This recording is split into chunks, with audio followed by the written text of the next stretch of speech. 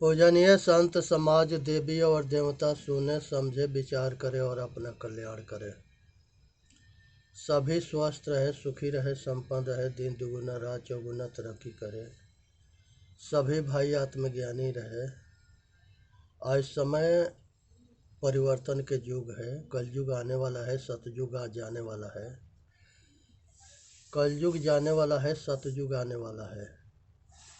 इस बात पर विचार करनी है, क्योंकि सभी आदमी सतयुग के आगमन के प्रतीक्षा करे और स्वागत करे, सहयोगी बने।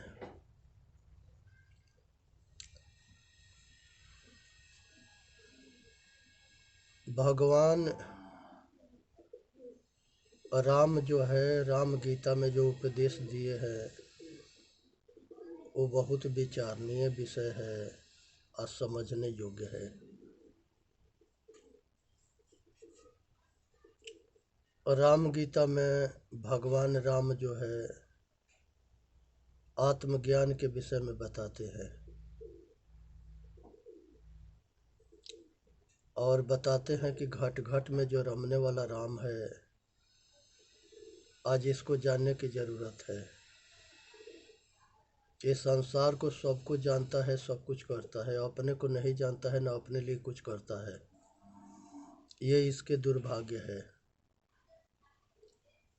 राम गीता हनुमान जी के और लक्ष्मण जी के उपदेश भगवान राम ने दिए हैं। उसमें जो है विचार करनी है और अपना कल्याण करना है।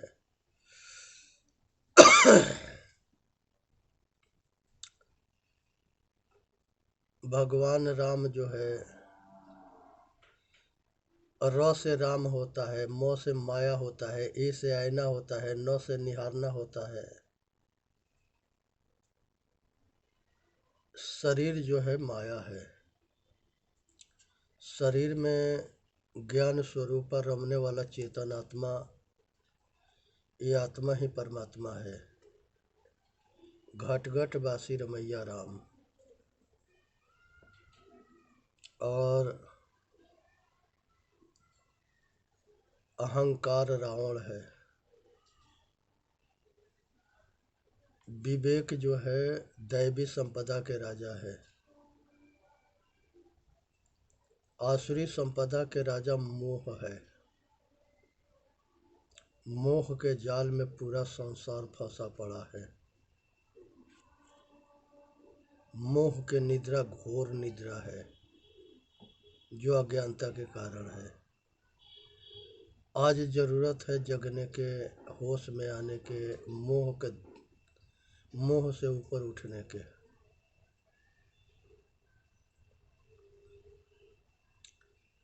तो यहाँ पर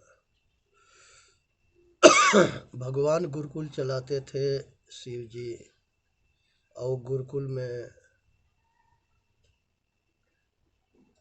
परशुराम जी भी पढ़ते थे, राजा जनक पढ़ते थे, रावण पढ़ते थे, सब राजकुमार पढ़ते थे।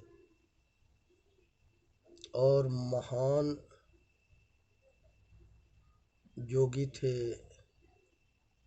और भक्ति योग, ज्ञान योग, कर्म योग, ये सब के बहुत विस्तार से सबके उपदेश देते रहे। उसमें यमराज के भी आत्मज्ञान देते हैं। यमराज के आत्मज्ञान देते हुए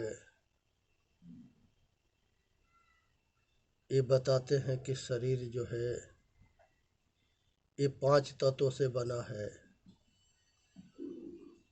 और ये शरीर के जो चलाने वाला है चेतन आत्मा, वो अनादि पुरुष है।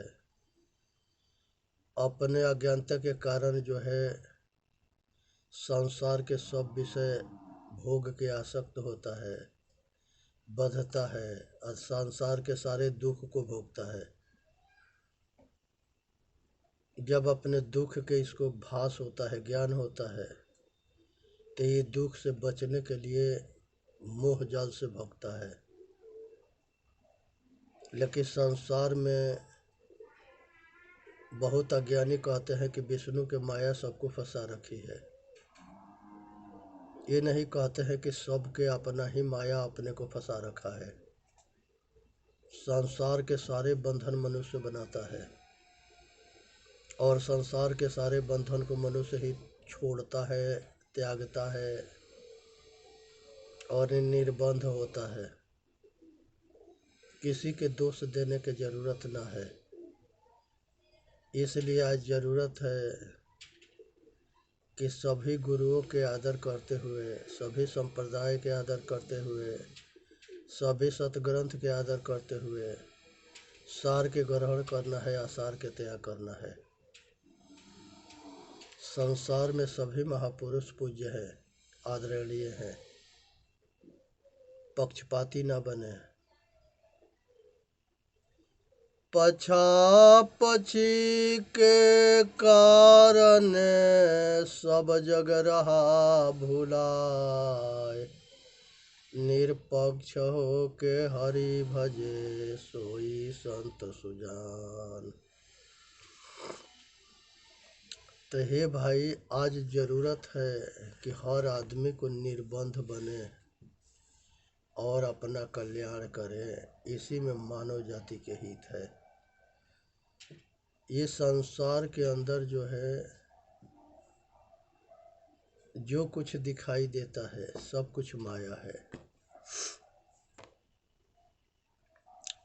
भगवान अंगिरा ऋषि जो है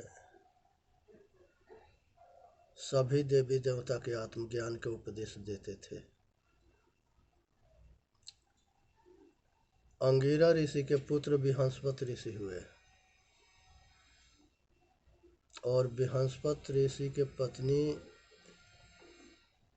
और चंद्रमा के संयोग से बुध के जन्म हुआ।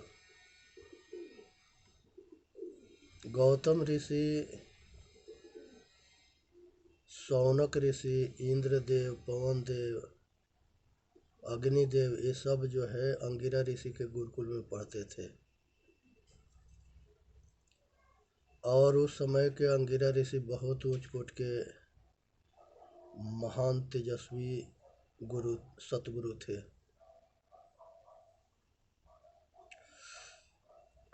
तो यहाँ पर आज ज़रूरत है कि मनुष्य जो है अपने आप के जाने, अपने आप पर विचार करे, अपने आप के कल्याण करे। अपने ही कल्याण में संसार के कल्याण है। इसलिए भटकने की, अटकने की ज़रूरत न है। अपने कल्याण के लिए प्रयत्न करना है। ये संसार के अंदर जो है सभी महापुरुषों ने आत्मज्ञान के उपदेश दिए हैं। उस उपदेश के वजह से ये भारत विश्व गुरु था। और उसी आत्मज्ञान के अभाव में ये भारत जो है, इसके बहुत बड़ा हित हुआ।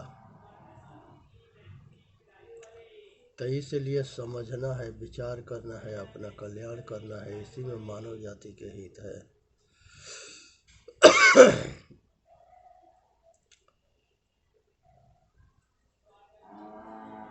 उद्दालक ऋषि के पुत्र श्वेत केतु होते हैं। श्वेत केतु के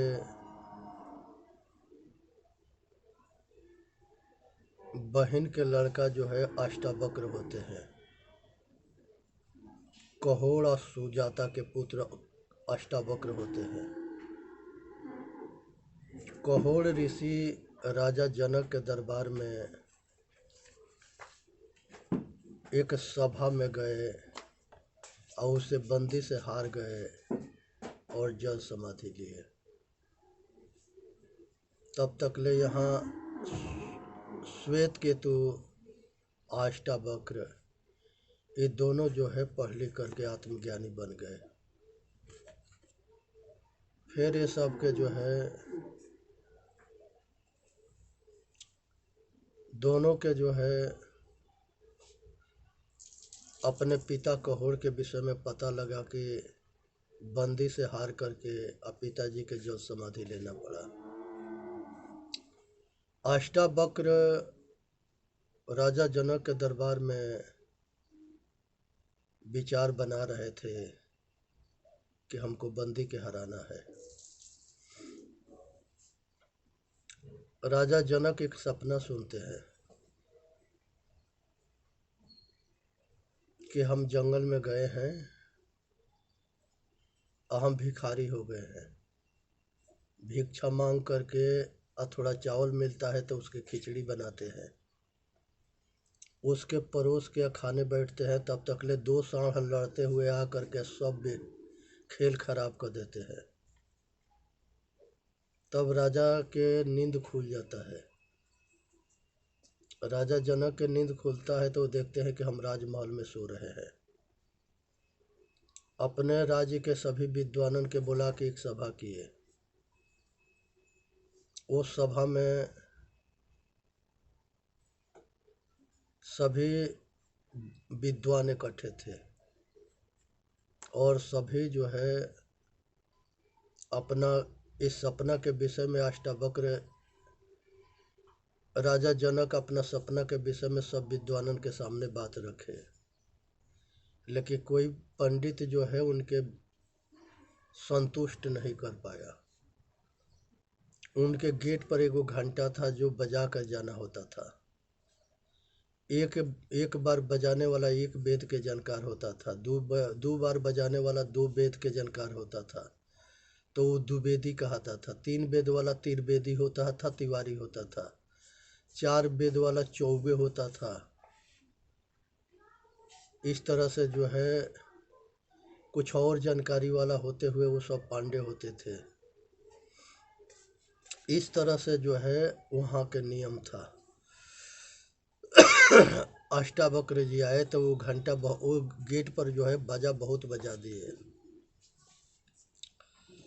सब पंडित जो है परेशान हो गए कि ये कौन विद्वान है जो इतना बाजा बजा दिया। ये 8वें अंक के टेढ़े थे। इनको देख करके सारे हंसने लगे।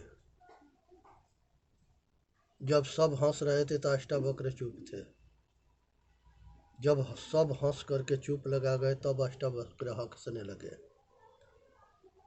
जब अष्टावक्र चुप लगा गए तो राजा पूछे कि अष्टावक्र जी आपके हंसने के कारण क्या है?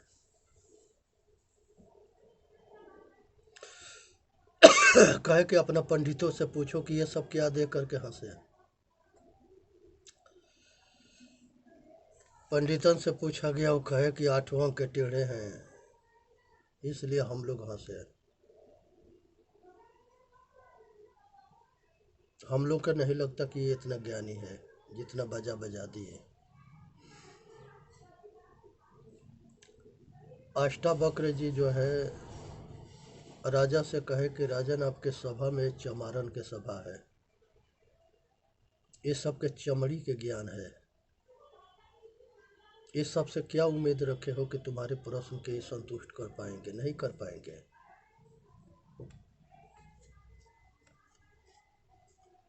ये जितने पंडित होते हैं इनकी अहंकार खोपड़ी पर बहुत चढ़ी रहती है।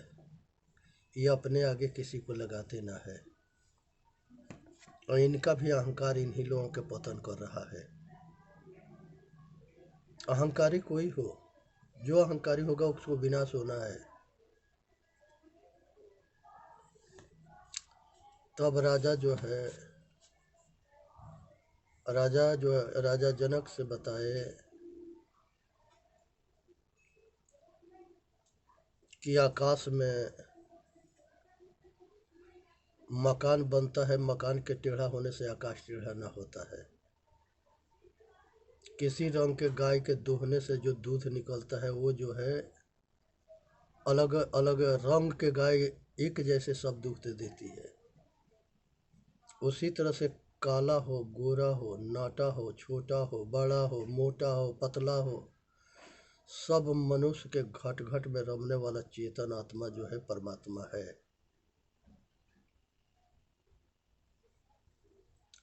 इस तरह के जो है आत्मज्ञान के विषय में राजा जनक के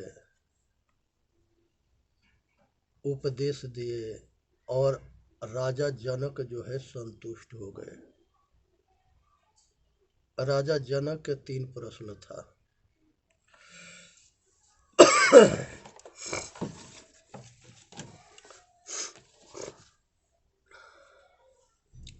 ज्ञान कैसे होता है, मुक्ति कैसे होता है, वैराग्य कैसे होता है। ऐसी पर अष्टावक्र गीता 20 भाग में लिखा गया है और ये 20 भाग में जो गीता है ये आत्मज्ञान के बहुत रोशनीदार जो है गीता है, लेकिन वो ज़्यादा लोकप्रिय इसलिए नहीं हुआ कि उसमें जो है अष्टावक्र जी जो है सीधा कहते हैं कि खोजने वाला ही परमात्मा है, सब घट घट में रमने वाला परमात्मा है। आइए पंडितन के हजम ना हुआ। पंडितन के एगो भगवान चाहिए। वो भगवान देसी है कि विदेशी है, सब जगह ये कहते हैं कि जगह कण कण में भगवान रहता है। तो कण कण जितने हैं वो तो जड़ है, तो इसका भगवान भी जड़ है, उसको वायु कहते हैं। वायु जो है कण कण में रहता है, सब जगह है।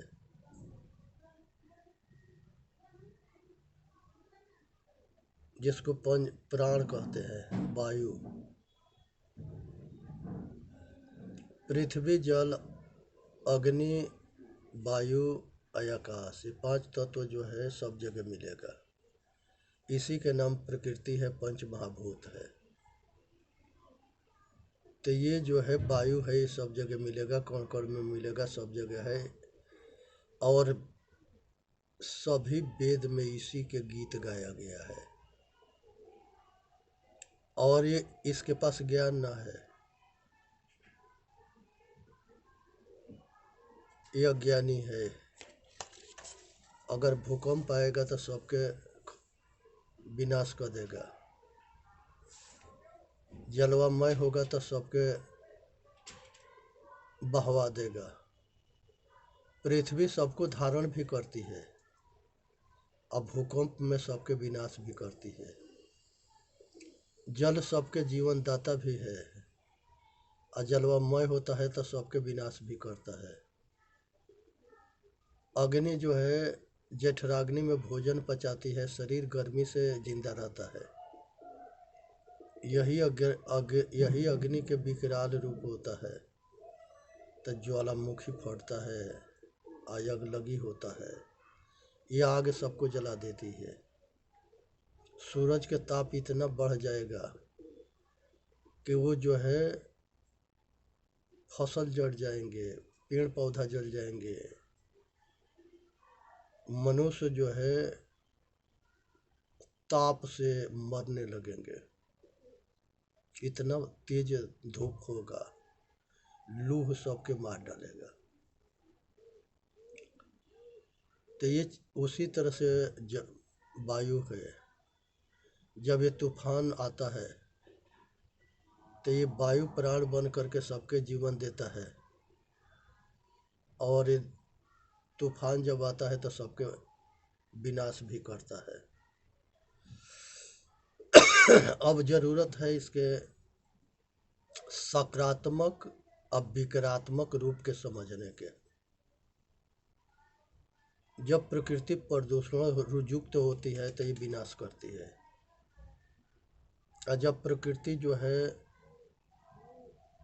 संतुलन में रहती है तो जीवन के रक्षा करती है, प्रजा के रक्षा करती है, आवरण ये संसार के वनस्पति की रक्षा करती है, सबके रक्षा करती है। इसलिए प्रकृति को छेड़ने की ज़रूरत ना है। प्रकृति जो है बहुत महान शक्ति है, यही सृष्टि करती है, यही प्रलय करती है। लेकिन बही लूटने के लिए बहुत जो है बीच में जो है दावा करते हैं कि हमने सृष्टि रचा है, ब्रह्मा है, विष्णु है, महेश है, शिव है, शक्ति है। बहुत ग्रंथ बना के दुनिया में ऐलान करते हैं कि हमने सृष्टि किया है। ये सबको ये समझ नहीं लगता कि तुम्हारा सृष्टि किसने किया है। जो तुम्हारा किया है वो सबको किया है। तो ज्ञान उसे कहते हैं जिसको संसार के सारे बंधन से छूट जाना, निर्विकल्प समाधि, आत्मज्ञान होना, स्वाध्याय होना और अपने स्वरूपस्थ होना, सहज समाधि होना, अपना कल्याण करना। वैराग्य उसे कहते हैं कि धन, बल, विद्या, परिवार, स्त्री, रिश्तेदार, खानी जाल, बानी जाल, इस सब से निर्वासना हो जाना, सब विषय से निर्वासना हो जाना। क्योंकि यही संसार के शब्द, स्पर्श, रूप, रस, गंध जो विषय है, इसी के आसक्ति जन्म मरण के मूल कारण है। और मोक्ष कहते हैं मोह के क्षय हो जाना। मोक्ष कहते हैं मोह के क्षय हो जाना, संसार के अपने आप के सारे बंधन से अलग कर लेना, मात्र साक्षी भाव रह जाना, जागृत, स्वप्न, सुषुप्ति, ये चारों से ऊपर उठ जाना। ये तुरीयावस्था है, ये होश है, जागृत है, स्वयं भू, स्वयं में रम जाना। चेतन जीव दुख मुक्त चैनल पर आके अपना कल्याण करनी है। बोले सतगुरुदेव की जय। साहेब बंदगी, साहेब बंदगी, साहेब बंदगी।